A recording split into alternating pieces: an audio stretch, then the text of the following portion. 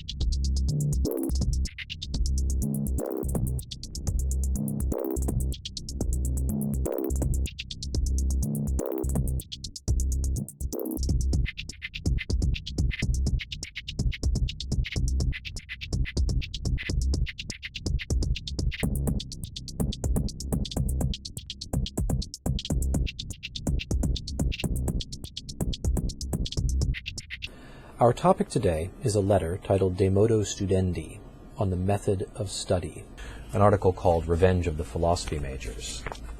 Lepanto by G.K. Chesterton. Our topic for today is how to take notes. Hello, I'm Dr. Annadale, and our text for today is Plato's Apology. I want to say a few words today about Aristotle's theory of the soul, and I thought immediately of a passage from the French philosopher Gilson to the effect that piety is no substitute for technique. Today, I want to talk about how to read philosophy. All the priests around him, including Father Dubois, repeated, "I cannot take the oath. My conscience does not allow me." There's an uproar in the church, and a cry is heard, "The oath or the lamp post." A blog post by Dr. Miriam Sweeney titled How to Read for Grad School. Hello, I'm Dr. Annadale, and our text for today is Chapter 5 of Darwin's On the Origin of Species. The Memory Palace technique works in 5 steps. In this video, I will outline the structure of the first third of Republic Book 1 and give you some things to watch for as you read. This video gives a quick overview of notable people and events of the 14th century. In Nicomachean Ethics, Book 10, Chapter 6, Aristotle summarizes previous points in his argument. This video will give an explicit reconstruction of his reasoning for one conclusion, that happiness is an activity, not a state. Our text for today is the beginning of Thomas Aquinas' commentary on the sentences. In this video, I will go over the main content of what I am calling Part 1 of Plato's Apology. In this lecture, I'm going to talk about Bertrand Russell's essay, The Value of Philosophy. I'm going to talk about 3 themes from the essay, give you some things to think about, and I'm going to end with several discussion questions that we can talk about later in another forum. The passage that follows comes from Friedrich Nietzsche's philosophical novel, Thus Spake Zarathustra. In it, Nietzsche criticizes the new idol, which is the state. Our text today is the beginning of Part 1 of Descartes' Discourse on Method. We're going to be reading Fear and Trembling by Kierkegaard, and the first thing I'd like you to do is to take a look at the cover of the book. Happy Thanksgiving. Here is a passage from the Summa Theologia dealing with the issue of gratitude. In Plato's dialogue Crito, Crito appeals to his friend Socrates in prison to escape and save himself from execution. Crito's case in this dialogue bears an interesting resemblance to the case made by Odysseus in the embassy to Achilles in Book 9 of Homer's Iliad. In this video, I will explore some of the parallels between these two stories and then ask about how we might understand Socrates and Plato's presentation of him in Crito in a new way in light of those resemblances. This video is about section 308 of Thomas Aquinas' commentary on Aristotle's De Anima. In chapter 6, Mauro focuses on the principle of charity.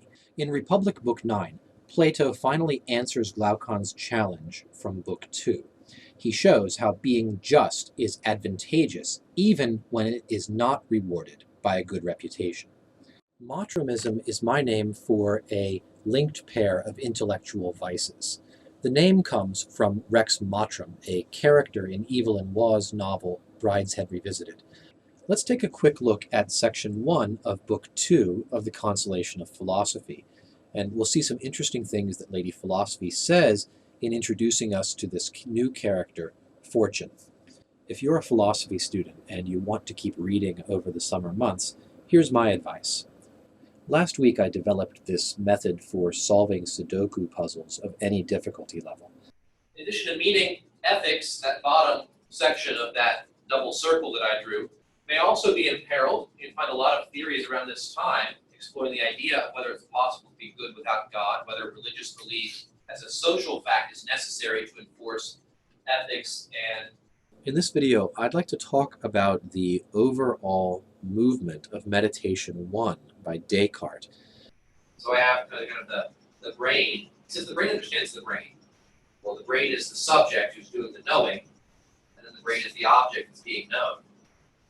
The sense in which perhaps I understand myself in this way, I have to objectify myself.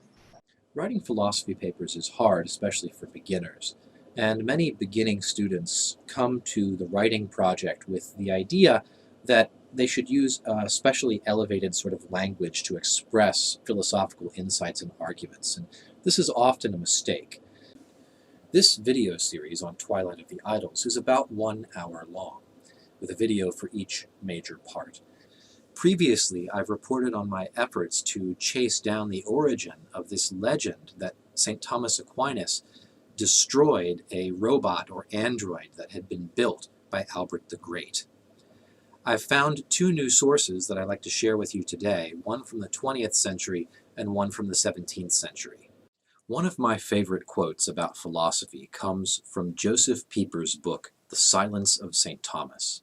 In 4 short sentences, Pieper connects philosophy as love of truth to purity and chastity, and reminds us that impurity leads to intellectual blindness.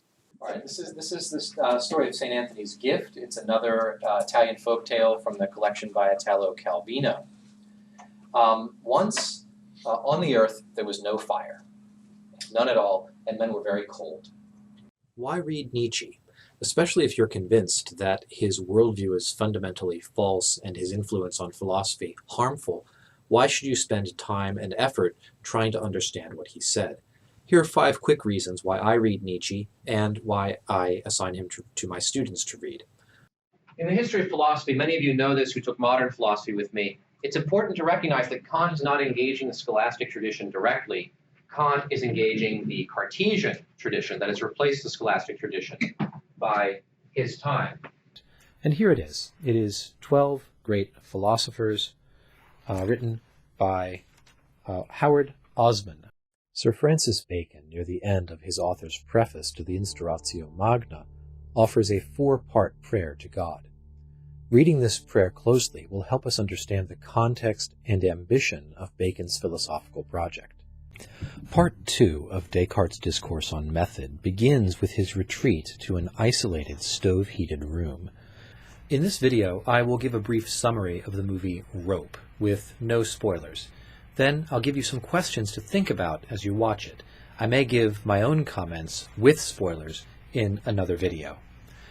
That's the kind of thing that abstraction becomes in the hands of the kind of empiricist mind of Occam and of others, it seems to me.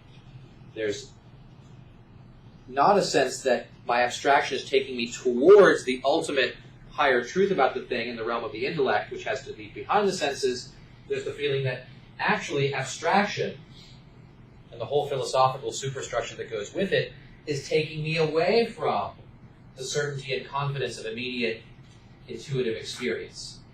You can see two different attitudes towards philosophy in this. Gilson wants to say we actually can use reason to transcend, there's that word again, to transcend the natural realm. That's precisely what Kant denies.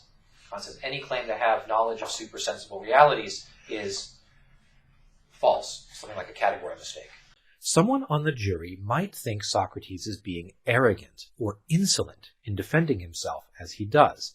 Instead, Socrates suggests that he is being courageous, like Achilles was at Troy, or like he, Socrates, was at the Battle of Potidaea. Make a list of specific things Socrates has said so far that might be called arrogant. Then make another list of ways his defense might be seen as courageous.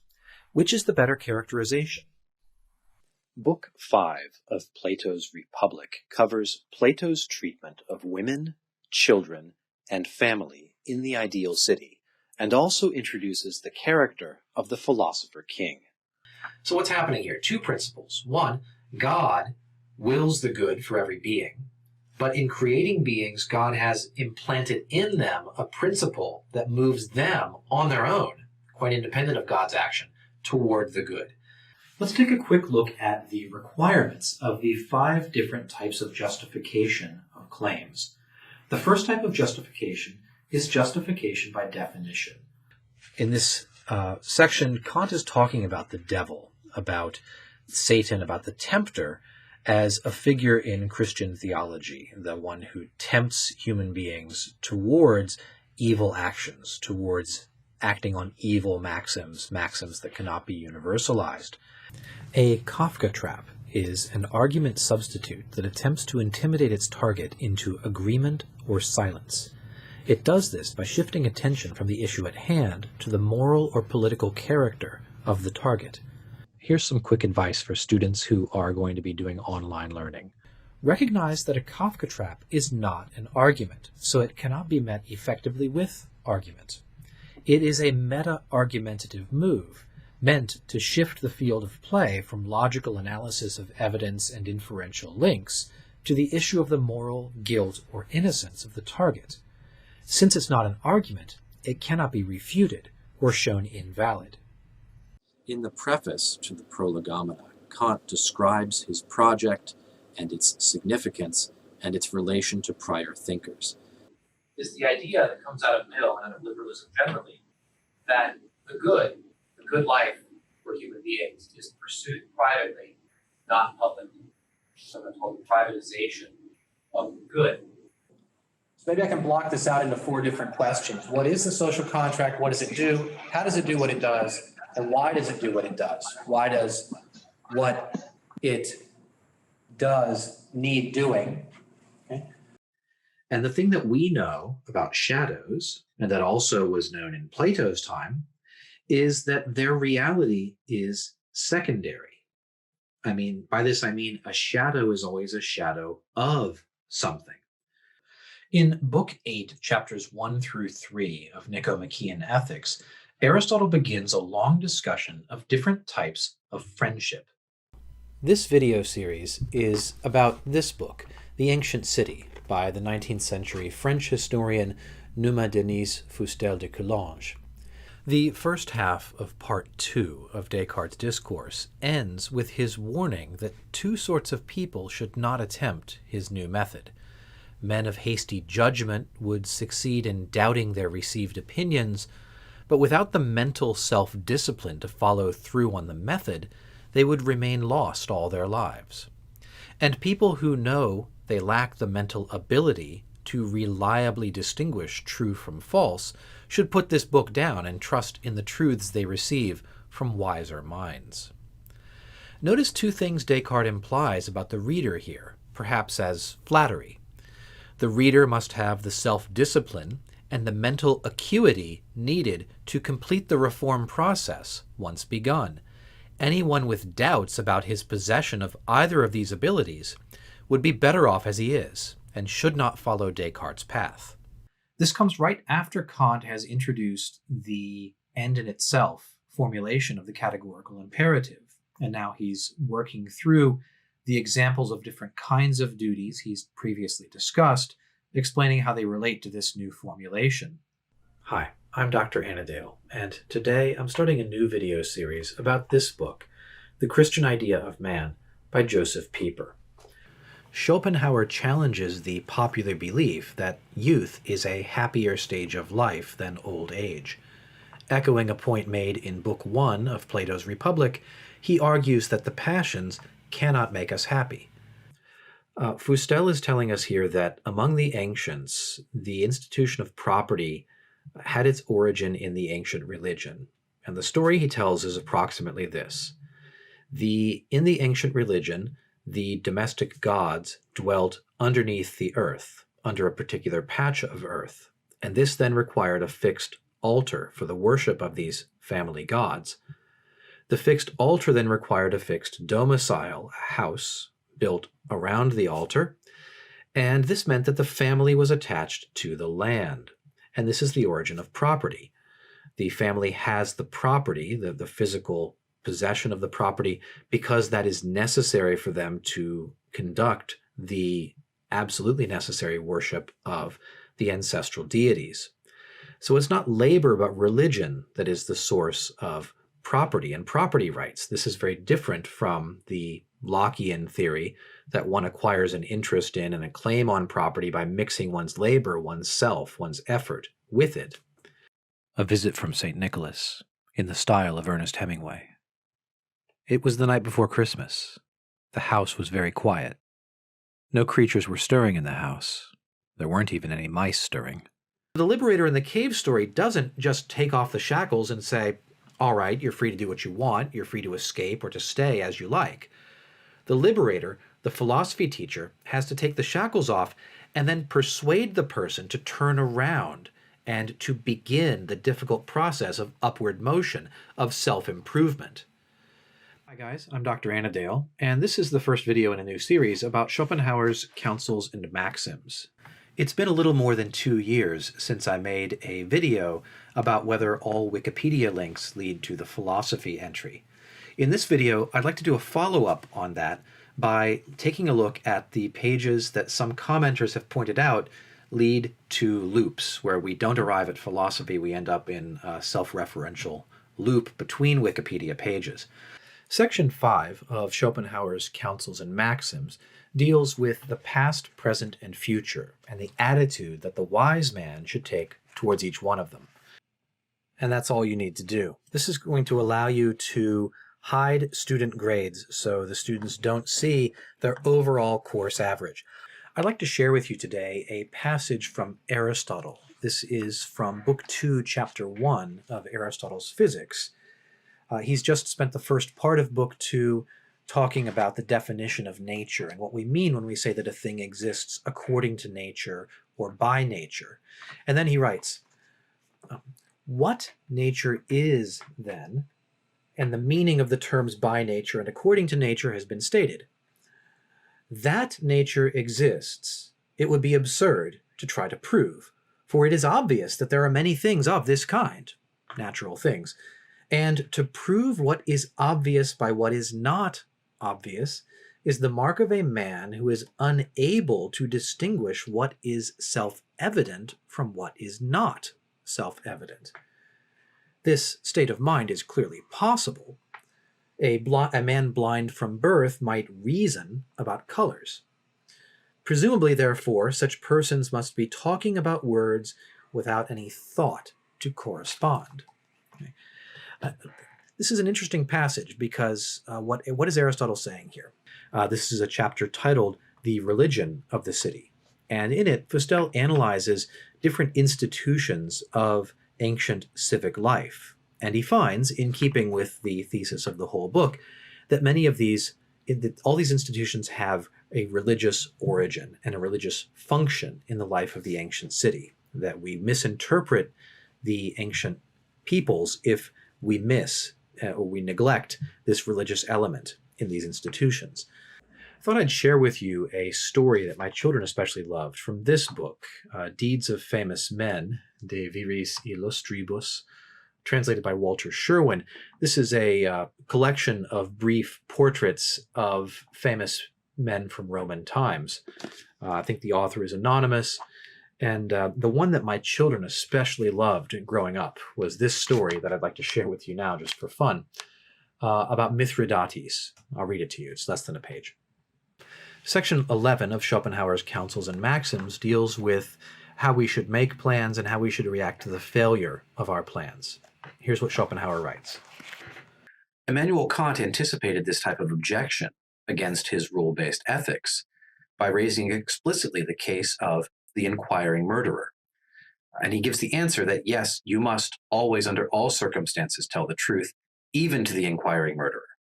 Apologies are difficult, and a lot of people get them wrong or else don't do them at all because they don't know how. So here's a 6-step process that I came up with for how to give a genuine, sincere, personal apology. The title of Meditation 5 is Concerning the Essence of Material Things, and again concerning God, that He exists. In all matters affecting our weal and or woe, we should be careful not to let our imagination run away with us and build no castles in the air. In the first place, they are expensive to build because we have to pull them down again immediately, and that is a source of grief. Well, guys, I broke down and started a podcast. It's premiering in early June 2023. The title is Life After Philosophy. It's going to be a weekly series of interviews, 20 to 30-minute episodes, where I interview former students of philosophy, people who've graduated, maybe anywhere from 1 to 20 years after graduation, and I ask them, how has studying philosophy changed your life? In Book 4, Chapter 2 of The Ancient City, Fustel begins to describe another inferior class that helped to advance the revolutions that eventually overturned this social and religious order of the ancient cities. And Schopenhauer begins it in section 21 with a discussion of toleration, of how to put up with people who annoy us, how we should conduct ourselves, conduct our minds, in order not to lose our equanimity. A good deal of Schopenhauer's thought in this section, I think, flows from his determinism, as we'll see. Book 3 of The Ancient City ends with Chapter 17 on the omnipotence of the state and the complete absence of anything that we would recognize as individual liberty in ancient societies. Schopenhauer in this video talks about the relation between self-sufficiency and happiness and why this requires solitude, withdrawal from society, especially for the person with great natural gifts. He talks about the difference between natural differences and social differences that are imposed upon us. He goes on at great length about the evils of society and the empty souls who inhabit it. He gives a very good metaphor in the middle of this section, comparing society to a symphony of horns and the exceptional individual to a soloist on the stage. That's very good. Watch for that. And he ends with some reflections upon the value of old age for self-sufficiency and solitude, and gives some advice to the young, to people who may feel the burden of society as he does, but don't yet have the consolation of old age to help them deal with it. Reply to the second objection. The debt of gratitude flows from charity, which the more it is paid, the more it is due, according to Romans. Owe no man anything but to love one another. Wherefore it is not unreasonable if the obligation of gratitude has no limit. So if we've entered the order of will and of love here, to repay what one has received in love with still greater love on the part of yourself, that's to start maybe a kind of one-upsmanship, a kind of arms race, but it's an arms race in the realm of morals, in the realm of the will. It's not the kind of thing that is contrary to reason, that I should try to love you still greater in response to your love for me, and that then you, having received this greater love from me, should try to love me still the more. There's nothing wrong or irrational about that kind of a cycle. In the meantime, of course, you must have patience.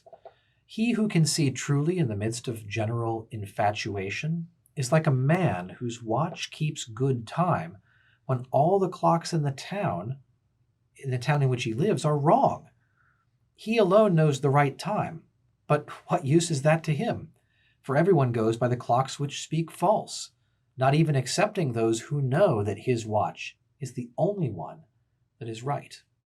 In section 30 of Counsels and Maxims, Schopenhauer discusses the relation between nature and abstract rules of conduct and the role of practice in affecting our behavior and changing our habits. He also warns against affectation and phoniness in social conduct. As paper money circulates in the world instead of real coin, in the place of true esteem and genuine friendship, you have the outward appearance of it.